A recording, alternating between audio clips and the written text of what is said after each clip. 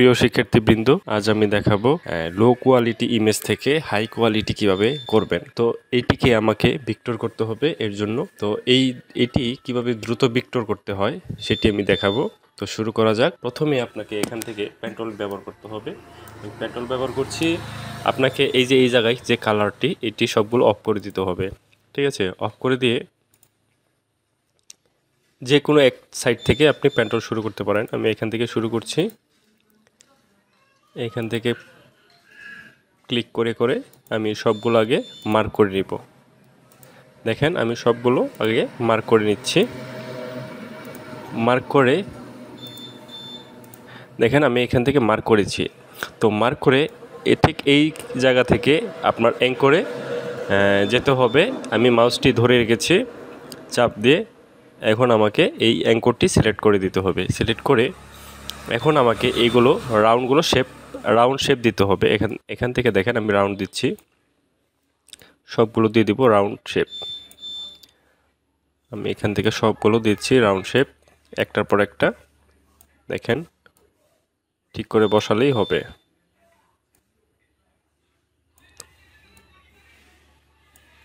এখন দেখেন এইখানে কিন্তু আমার এটি কালার দিয়ে দিব। আমি এটি আপাতত আমি একটি অন্য কালার দিব যাতে আমি বুঝতে পারি।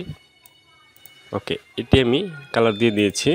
এখন এইখানে যদি একটু কোনো ডেপথ থাকে তাহলে এই আইটি টান দিবেন, হালকা করে টান দিবেন, বেশি টান দিবেন না। এখন দেখেন এইখানে কিন্তু আমার এটি কমপ্লিট। এখন আমাকে এখান থেকে ইলিপস টুল নিতে হবে।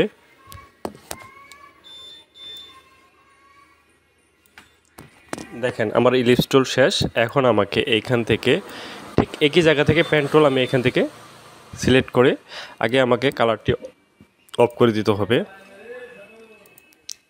এইখান থেকে আমি পেন টুল করছি।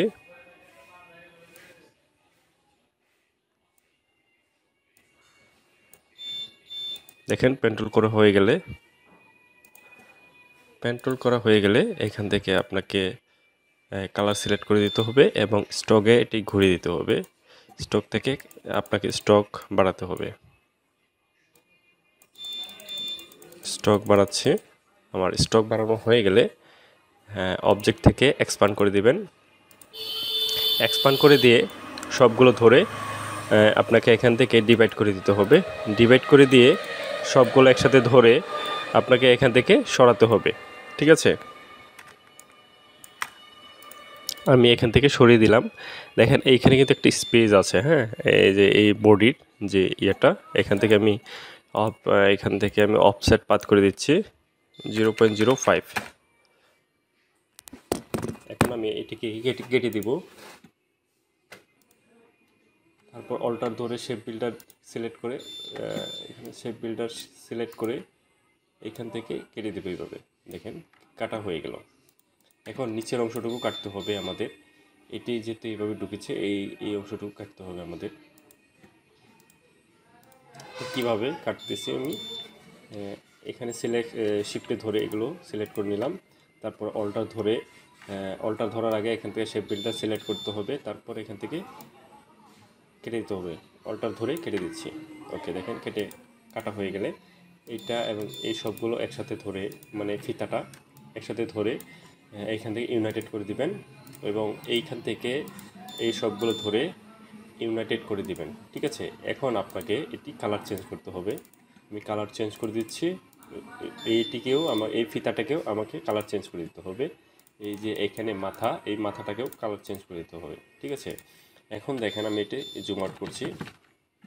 Ctrl+2 দিয়ে আমি এখান থেকে যদি ক্রপ করে যদি বোর্ডটা বাড়াই, এখানে দেখতে পারবেন আপনারা অরিজিনাল এবং ডুপ্লিকেট এসবগুলো ধরে আমি গ্রুপ করে দিয়ে সরিয়ে দিচ্ছি। এখন দেখেন অরিজিনাল থেকে ডুপ্লিকেট। তো আপনারা বুঝতে পেরেছেন আশা করি।